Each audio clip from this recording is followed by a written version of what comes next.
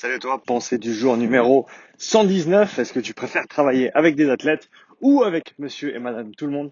C'est le sujet de cette nouvelle pensée du jour. Ça fait un petit moment, ça fait plaisir d'être de retour. Comment tu vas? J'espère que tu vas bien. Avant que moi j'attaque ma réponse, je t'invite à écrire dans les commentaires. Et donc si tu es déjà coach, si tu coaches déjà, avec qui est-ce que tu travailles à l'heure actuelle et avec qui est-ce que tu voudrais travailler idéalement? Pour ceux qui ne coachent pas encore, les étudiants, avec qui est-ce que tu voudrais travailler? C'est la question que je te pose à toi. Et donc j'entame gentiment ma réponse. Donc, j'adore travailler avec les athlètes parce qu'ils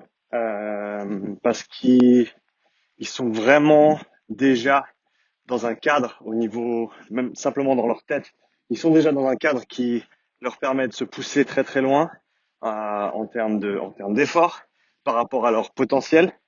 Et le but, c'est d'aller grappiller quelques pourcents.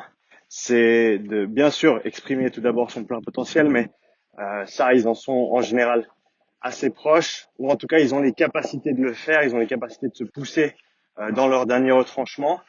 Des fois, il faut même tirer un petit peu sur les rênes, suivant avec qui on travaille, ou alors simplement les aider à organiser leurs entraînements pour maximiser les progrès par rapport à leurs objectifs, bien sûr. Chaque athlète est différent par rapport à ça. Mais voilà, on a déjà une très très bonne base de travail et donc on a l'opportunité de travailler avec, d'attaquer, on va dire, un petit peu les détails avec bien sûr, faut toujours les grands piliers importants de la préparation physique au niveau de la récupération, au niveau de la nutrition, au niveau des bases de l'entraînement, il faut tout ça. Mais en général, les athlètes ont déjà ça en place. Ça permet d'aller chercher un petit peu plus loin, ça permet d'utiliser des méthodes, des techniques peut-être un petit peu plus avancées euh, quand leur application, bien sûr, est justifiée par rapport aux besoins. Ça permet d'avoir des conversations des fois un petit peu plus poussées, entre guillemets, par rapport à comment exécuter les choses. Il y a toutes ces nuances en termes d'exécution, en termes de ressenti, l'aspect psychologique aussi qui rentre en ligne de compte et qui est extrêmement important par rapport à ces performances-là. Quand on a dit plus on opère proche de son potentiel, plus l'aspect psychologique va avoir une importance, une grande importance du fait que pour simplement réaliser son plein potentiel dans des situations de stress, on va dire émotionnel intense, donc par exemple en compétition, il faut vraiment être là, il faut vraiment être présent dans sa tête. On peut pas juste y aller à, à la demi-mesure et puis se dire que tout va bien se passer. Non, non, il faut non seulement être prêt physiquement, mais il faut être là mentalement aussi. Donc j'adore ces conversations-là, cette démarche-là.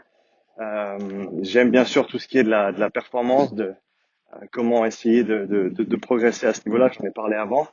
Donc tout ça, c'est des choses qui m'attirent dans l'athlète et raison pour laquelle j'aime travailler avec des athlètes, que ce soit en suivi ou simplement en capacité de consultant au travers des tests que j'effectue pour simplement les aider à mieux orienter leurs entraînements, faire en sorte qu'ils travaillent vraiment sur les choses sur lesquelles ils ont besoin de travailler.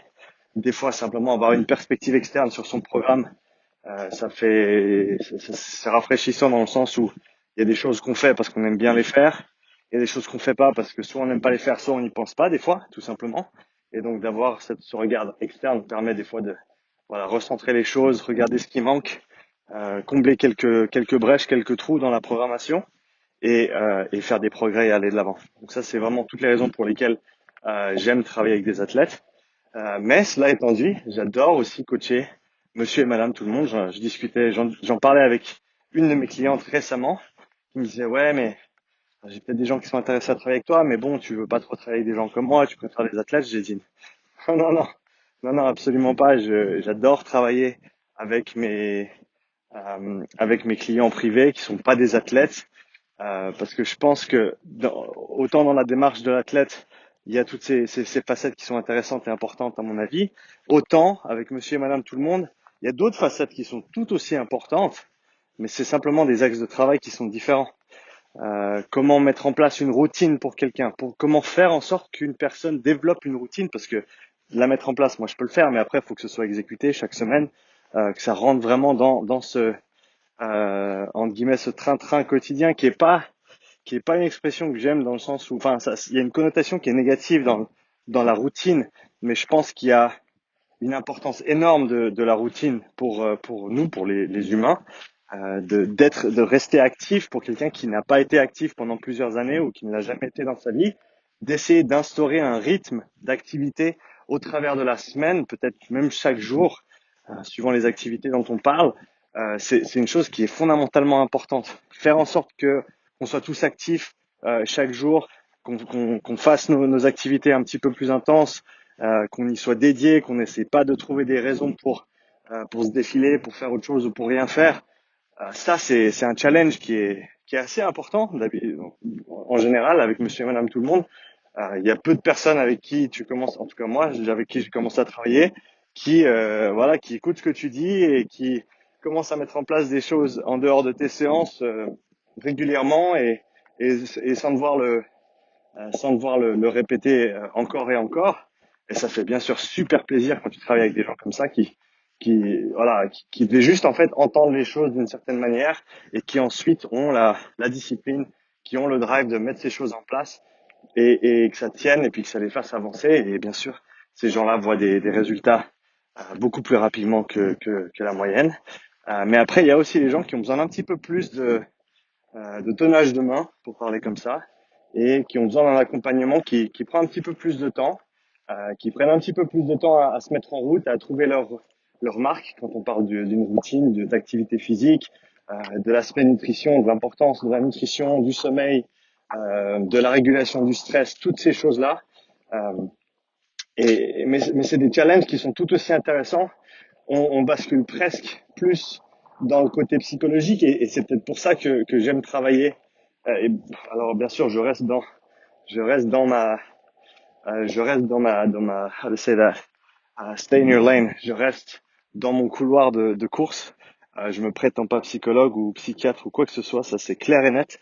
Mais encourager les gens, savoir comment parler aux gens, savoir comment les écouter pour faire en sorte qu'ils changent leur comportement, qu'ils modifient leur comportement au cours du temps, qu'ils instaurent de nouvelles routines, qu'ils se tiennent à ces nouvelles routines et qu'ils construisent ensuite sur cette base-là pour en faire de plus en plus ou faire de mieux en mieux et se diriger dans la bonne direction, continuellement évoluer et arriver au stade où ils peuvent aller chercher, on va dire, leur plein potentiel. Contrairement aux athlètes qui, eux, savent déjà comment travailler dur, ont pas peur de se mettre dans le rouge, ont pas peur de se faire un petit peu, de se faire du mal, mais sans se faire mal, comme j'aime bien dire, à l'entraînement. Le monsieur et madame tout le monde, en général, ne sait pas comment faire ça. Ils l'ont jamais appris, personne ne leur a jamais montré, et déjà simplement le fait de pouvoir emmener quelqu'un d'un stade où ils font pas d'activité physique jusqu'au stade où ils vont chercher à se pousser, à vraiment faire de leur mieux, à vraiment travailler dur pour leurs conditions physiques en entraînement. Déjà rien que ça, c'est une grande réussite. Parce qu'encore une fois, il y a des gens qui ne l'ont jamais fait et qui pensaient jamais pouvoir le faire. Mais c'est des petites choses qui font qu'on avance. Et encore une fois, il y a ce côté quand même qui est psychologique qui est très très important avec ces gens-là, parce qu'il faut savoir comment tourner les choses, il faut savoir comment argumenter les choses, il faut savoir quel chemin emprunter pour expliquer ces choses-là, en sachant que on peut pas juste avoir en tant que coach, on peut pas avoir une histoire et simplement la répéter à tout le monde et s'attendre à ce que tout le monde réponde à cette histoire de la même manière ou entende cette histoire de la même manière et ensuite fasse les choses qui en découlent. Donc il y a cette part d'individualisation qui moi me fascine et qui me passionne également. Et donc pour faire un petit peu la synthèse de tout ça, j'aime l'équilibre que j'ai actuellement entre mes clients privés, monsieur et madame tout le monde, que ce soit des coachings à la salle, des coachings à la maison.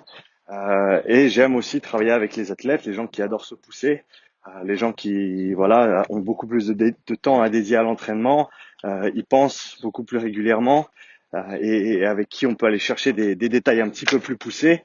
Euh, voilà, c'est pour moi c'est un équilibre qui m'est important.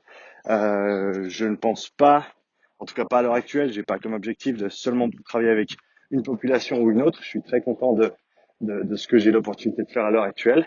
Et donc, pour ma part, je vais continuer comme ça. Donc, si tu l'as pas déjà fait, je te réinvite à laisser un petit commentaire et me dire, toi, avec qui tu travailles à l'heure actuellement et avec qui tu voudrais travailler de manière idéale et pourquoi. Pourquoi, c'est toujours la partie qui importe le plus, expliquer pourquoi on aime ou on n'aime pas une chose ou une autre. Donc voilà, je te laisse me mettre un petit commentaire. Bien sûr, oublie pas de me laisser un petit like parce que ça fait toujours plaisir et puis ça m'aide. Donc merci d'avance à toi, bonne journée et à bientôt pour la prochaine partie du jeu. Allez, ciao.